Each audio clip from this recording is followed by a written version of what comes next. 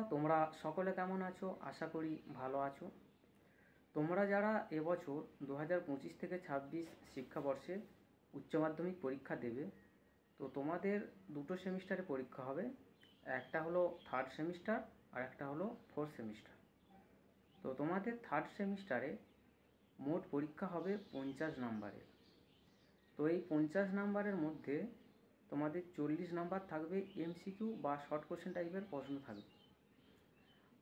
তো এর পূর্বের ভিডিওতে আমি তোমাদের থার্ড সেমিস্টারের গ্রুপ এর যে বিষয় আছে বা চ্যাপ্টার আছে, যে রাধাকৃষ্ণ কমিশন বলে যে বিষয়টা আছে, তো সেখান থেকে আমি দুটো শর্ট কোশ্চেন টাইপের পর্ব আলোচনা করেছি।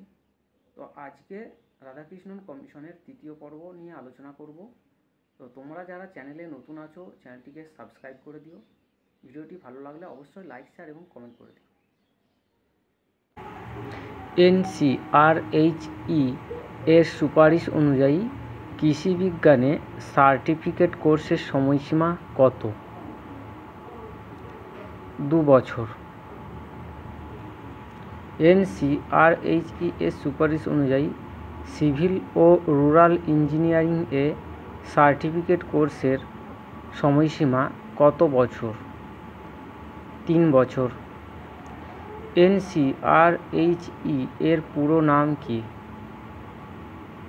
National council of rural higher education.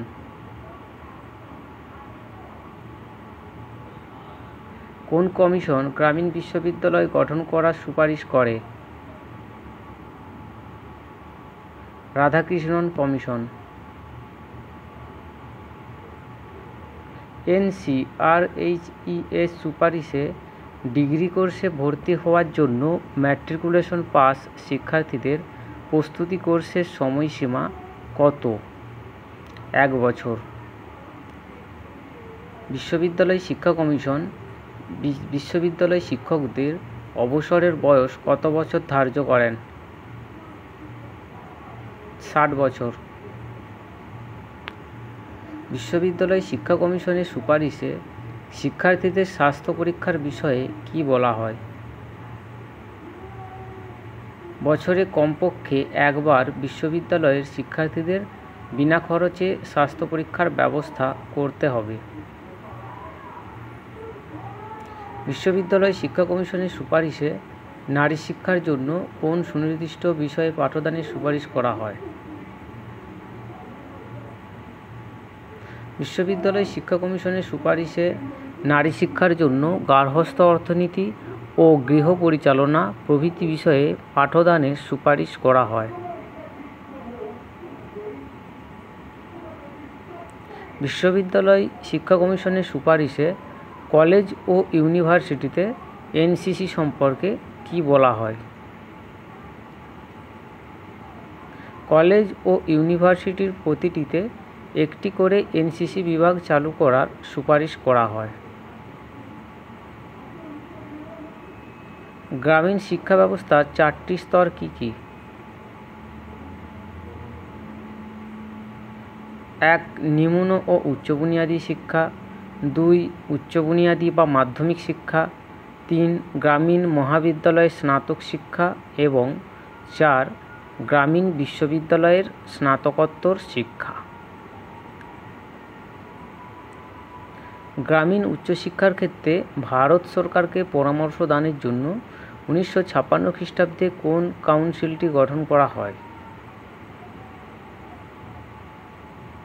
National council of rural higher education বা NCRHE।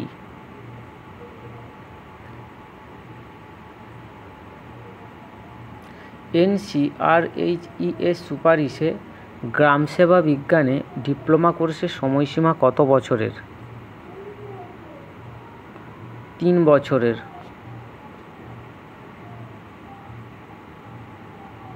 বিশ্ববিদ্যালয় শিক্ষা কমিশনের সুপারিশ অনুযায়ী মাধ্যমিক শিক্ষা স্তরে যে ত্রিভাষার কথা বলা হয়েছে, সেই ত্রিভাষা কি কি?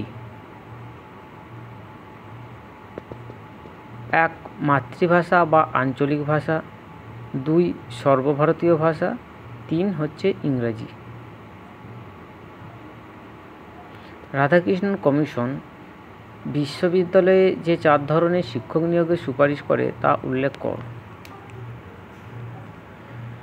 রাধাকৃষ্ণন কমিশন বিশ্ববিদ্যালয়ে যে 4 ধরনের শিক্ষক নিয়োগের সুপারিশ করে তা হলো অধ্যাপক, রিডার, লেকচারার এবং ইনস্ট্রাক্টর। রাধাকৃষ্ণন কমিশন শিক্ষা প্রতিষ্ঠানগুলিতে দিনের কাজ শুরু করার আগে শিক্ষার্থীদের কোন কাজ করার সুপারিশ করে? রাধাকৃষ্ণন কমিশন শিক্ষা প্রতিষ্ঠানগুলিতে দিনের কাজ শুরু করার আগে শিক্ষার্থীদের কয়েক মিনিট নীরব প্রার্থনা বা ধ্যান করার সুপারিশ করে। ডিপিআই এর সম্পূর্ণ কথাটি লেখো। ডিপিআই এর সম্পূর্ণ কথাটি হলো director of public instruction. Radhakrishnan commission স্নাতক স্তরে ধর্ম ও নীতিশিক্ষা বিষয়ে প্রথম বর্ষের শিক্ষার্থীদের জন্য কী সুপারিশ করে?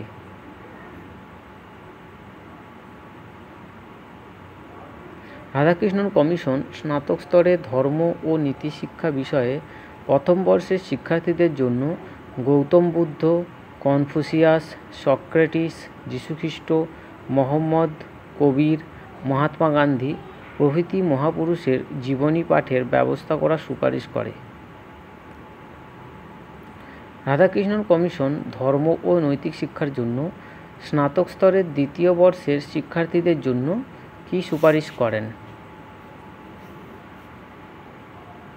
রাধাকৃষ্ণন কমিশন ধর্ম ও নৈতিক শিক্ষার জন্য স্নাতক স্তরের দ্বিতীয় বর্ষের শিক্ষার্থীদের জন্য পৃথিবীর বিভিন্ন ধর্মগ্রন্থ থেকে বিশ্বজনীন আবেদনযুক্ত কিছু কিছু নির্বাচিত অংশ পাঠের সুপারিশ করেন। স্নাতক স্তরের তৃতীয় বর্ষের শিক্ষার্থীদের ধর্ম ও নীতিশিক্ষা সম্পর্কে রাধাকৃষ্ণন কমিশনের সুপারিশ কী ছিল? স্নাতক স্তরের তৃতীয় বর্ষের শিক্ষার্থীদের ধর্ম ও নীতিশিক্ষা সম্পর্কে রাধাকৃষ্ণন কমিশনের সুপারিশ হলো ধর্মীয় দর্শনের গুরুত্বপূর্ণ সমস্যাগুলি আলোচনা করা।